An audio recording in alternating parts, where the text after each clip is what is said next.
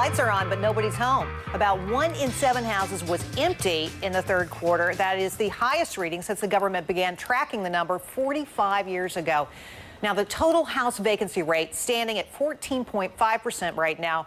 Foreclosures are partially to blame as strapped borrowers can't make their mortgage payments. In October, foreclosure filings dropped 3% from the previous month, but are up 19% from this month last year. RealtyTrack, that's the company that puts together the foreclosure numbers, they say 3 consecutive monthly declines is unprecedented for their report and may be an indication that the foreclosure tide is turning.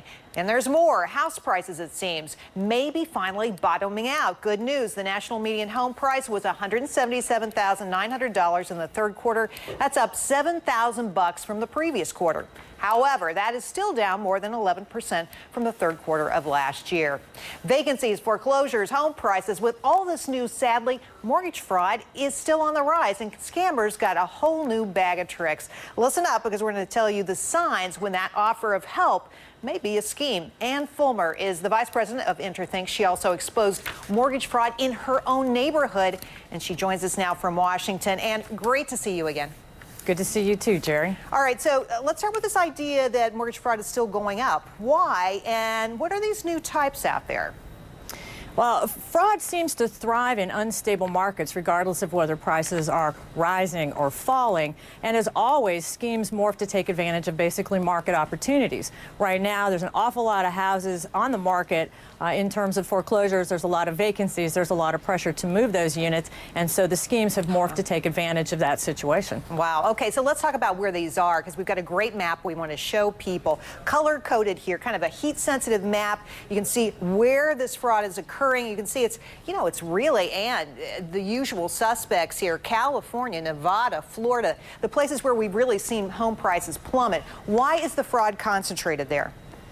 Well, interestingly enough, it turns out that because fraud oftentimes leads to foreclosure, these were states that were leading in mortgage fraud cases during the boom. Now those houses are leading in foreclosure, and that's where the fraud is happening today, is in these states with a high level of foreclosures, because that, again, is where the market opportunity is. So, Ann, if I have a vacant house in my neighborhood, should I be worried? Are there going to be scammers coming in to take advantage of us? Potentially. There's a lot of things to be worried about when you have vacant houses, especially if there's a lot of vacant houses or more than one. The Department of Justice and criminologists will tell you that vacant houses are pretty much magnets for both property crimes, and they're responsible or associated with an increase in violent crimes against persons as well. Wow. In some cases and in some cities, there are organized movements to put squatters in these homes. They may or not have utility services, and if there's no one providing electricity or gas to heat the home, you have a higher risk of fires. We see a lot of arson and other fires involved with vacant houses. Wow, so there's lots of problems, not just one. I want to talk about short sales for a second, because you say this is one of the new scams out there. There are short sale specialists. First of all, let's define short sale. What is a short sale, and then how are the scammers getting involved? Well, a short sale basically means that the bank agrees to let you sell your home for less than the amount of the mortgage owed. Short sales are the hot new thing now, because there's, foreclosures are so bad on your credit record, and a short sale is not quite so bad.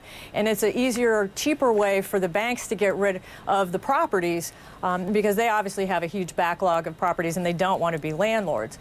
If you look on the internet, you'll see that the get-rich-quick investment gurus and experts are now touting short sales as the way to quick riches. And that's, again, because of these market opportunities. There's just a huge supply of distressed borrowers, and it's easy to take advantage of them. And just quickly, I want to get to a couple of places to go if you think you're in trouble. Where do you go if you need help? You can report your concerns to the local police, the FBI. Another great place now is to report it to your state attorneys general, because they are very concerned about these short sales and foreclosure rescue schemes. And a lot of states now have task forces that are willing to come in and help. And great info. Thanks for helping us out today. You're welcome.